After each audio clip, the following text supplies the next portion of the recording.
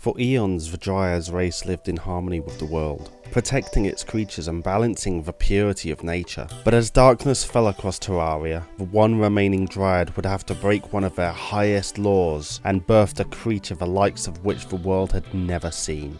It was not for the purpose of retaliation, for even though humanity had been consumed by the terror from the stars, there was something hidden deep inside the jungle, something that had to be protected at all costs. Hello, my honey. Hello, my rack.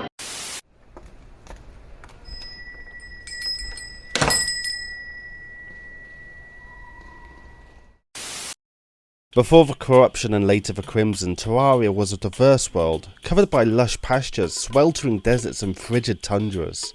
Far into the wilderness, where the rain always fell and the trees grew tall, lay the jungle, but not like the one we know today. This jungle, although densely packed with vines and undergrowth, was home to a whole host of creatures, and was even where the ancient Dryads cultivated their living trees, their ancestral home. The place was a monument to the purity and harmony nature could achieve, but had long harboured a secret the Dryads would do anything to protect. Deep within the jungle, buried far underground for its own protection from the curious humans beyond, were the remnants of a race that had lived long before anything else on the planet. A species of sentient lizards that earned the deepest of respect from the Dryads, and had helped them to protect Terraria for as long as anyone could remember.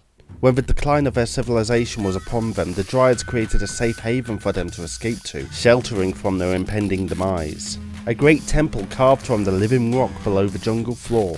The place that had nurtured the fledgling Dryads would again serve to protect the vulnerable people. They even assisted in creating a being of living stone to protect what was left of the lizards. Great boulders animated by advanced lizard technology and the natural magic of the Dryads to deter any unfortunate explorer who may stumble across the temple.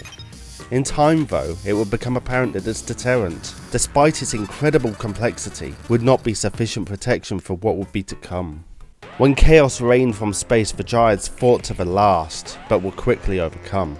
The last remaining Dryad knew there was only one bastion that would offer any form of protection.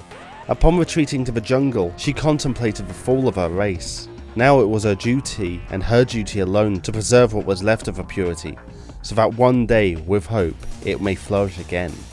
Instead, in her rage over the destruction of all she knew, she broke the highest tenet of the Dryads and directly interfered with nature, twisted its form, perverted its essence, and over generations transformed the once harmonious jungle into a terrible tangle of razor-sharp thorns and living weapons. The creatures that had once lived there were forced to adapt or perish, becoming vicious predators not hesitating to attack anything on sight. The place became so deadly that even the mutated creatures that now shambled across Terraria dared not enter. In a way, the ancient Dryad had succeeded in protecting the jungle, but at what cost? Rather than being corrupted by some cosmic horror, it had been by her own doing.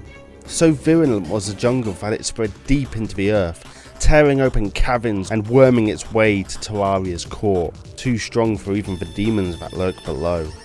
In the Dryad's rage, she deemed even this to not be enough. So she set to creating such a twisted abomination of vines and thorns that she could have single-handedly torn apart every eldritch creature that stood in her way.